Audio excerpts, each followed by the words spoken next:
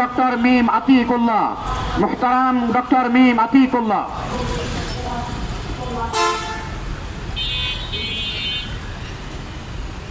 السلام عليكم ورحمة الله وبركاته.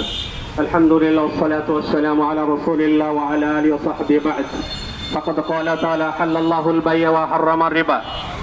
সম্মানিত উপস্থিতি, ইসলামী ব্যাংকের উপরে যে আজকে ফ্যাসিস্টদের থাবা, সেখান থেকে ইসলামী ব্যাংকের সুরক্ষার জন্য এদেশের আপামর জনতার আস্থার প্রতীক ওলামায়ে কেরাম আজকের এই মানববন্ধন করতে বাধ্য হয়েছে।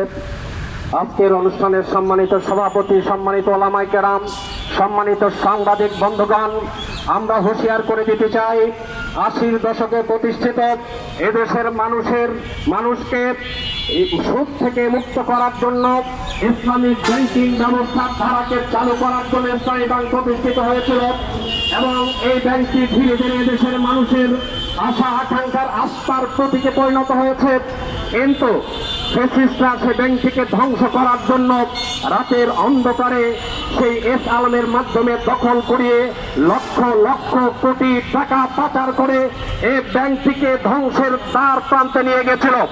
কিন্তু 1 জুলাই রক্তের বিনিময়ে যখন বাংলাদেশ স্বাধীন হলো, স্বাধীনতার পরে ইসলামিক ব্যাংকটি যখন আবার ঘুরে দাঁড়াচ্ছিল, যখন দেশের মানুষ স্বস্তির নিঃশ্বাস নিচ্ছিল, যখন প্রবাসীরা তাদের আস্থা ফিরে পাচ্ছিল, এরপরে আমাদের জাতীয় নির্বাচনের পরে এই ফ্যাসিস্টের দোসররা আবার সে ব্যাংকটিকে দখল করে এস আলমের হাতে তুলে যাওয়ার পায় তারা চলছে।